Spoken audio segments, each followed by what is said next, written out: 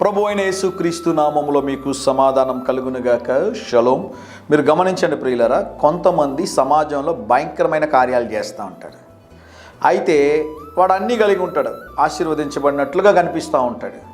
చక్కని ఉద్యోగము, చక్కని ఇల్లు, బిడ్డలు అందరూ కూడా చాలా చక్కగా స్థిరపడినట్లుగా ఉన్నతంగా ఉంటారు. వారిని చూసినప్పుడు మనకు అనిపిస్తుంది, ఈ దుర్మార్గుడు ఇన్ని మేలులు పొందుకుంటున్నాడే, నేను దేవునికి భయపడుతున్నాను, దేవునికి లోబడుతున్నాను, ఆలయానికి వెళతాను, ప్రార్థన చేసుకుంటాను, బైబిల్ చదువుతాను, దేవునికి దశమ భాగాలు ఇస్తాను, దేవునికి కానుకలు ఇస్తాను, దేవుని కార్యాలు చేస్తాను, నేనైతే ఇలా ఉన్నాను, ఈ దుర్మార్గుడు వీడు చేసేవన్నీ భయంకరమైన కార్యాలు, వీడు బాగున్నాడే అనిపిస్తుంది కదండి. మీలో చాలామంది అట్లాంటి వారు మీకు కనిపిస్తుంటారు కదా. మన చుట్టూ ఉంటారు, మన బంధువుల్లో ఉంటారు, మనం ఉన్నటువంటి కాలనీలో ఉంటారు, మనం ఉన్న ఊర్లో ఉంటారు. వాళ్ళని చూసినప్పుడు మనకు అనిపిస్తూ ఉంటుంది, ఈ దుర్మార్గుడు బాగున్నాడే అనిపిస్తుంది. వాక్యంలో నుంచి ఒక మాట చెప్పమంటారా? యెషయా గ్రంథము 3వ అధ్యాయము 10వ వచనంలో, వారు తమ క్రియల ఫలము అనుభవింతురు. దేవుని నామానికి స్తోత్రం కలుగునుగాక. ఒకరోజు తీర్పు అనేది ఉంది, ఒకరోజు దేవుడు తీర్పులోనికి తీసుకొని వస్తాడు. నువ్వు దేవునికి భయపడి లోబడి జీవిస్తున్నావా, నీ క్రియలను బట్టి దేవుడు నిన్ను ఆశీర్వదిస్తాడు.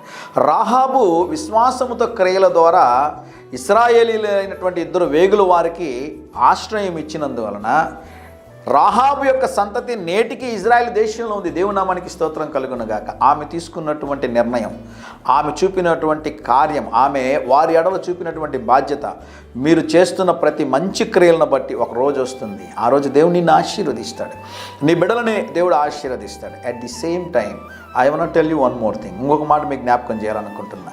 ఈరోజు నువ్వు చూస్తున్నావు కదా, దుర్మార్గుడు అన్నీ బాగున్నాయి అనుకుంటున్నావు కదా, వాడి అంతం ఎలా ఉంటుందో నీ కళ్ళతో నువ్వు చూస్తావు.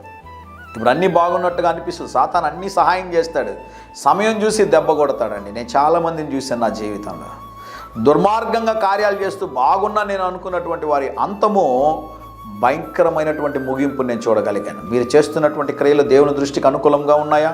మనల్ని మనం సరి చేసుకోవాలి. మన మాటలు, మన చూపులు, మన క్రియలు, మన తలంపులు దేవుడు చూస్తున్నాడని జ్ఞాపకం చేసుకొని మీరు తీసుకునేటటువంటి ప్రతి కార్యంలో మీ క్రియల విషయంలో జాగ్రత్తగా ఉండాలి. ఎందుకంటే దానికి ఫలము దేవుడు అనుగ్రహిస్తాడు. ధైర్యంగా ఈ దినాన్ని ఎదుర్కోండి. దేవుని సన్నిధి మీకు తోడుగా వచ్చినగాక. ప్రియ పరలోకపు తండ్రి, ఈ దినం మా ప్రియులు తలపెట్టే కార్యములన్నిటిలో జయమును అనుగ్రహించమని యేసు నామములో ప్రార్థిస్తున్నాము తండ్రి. Amen, amen.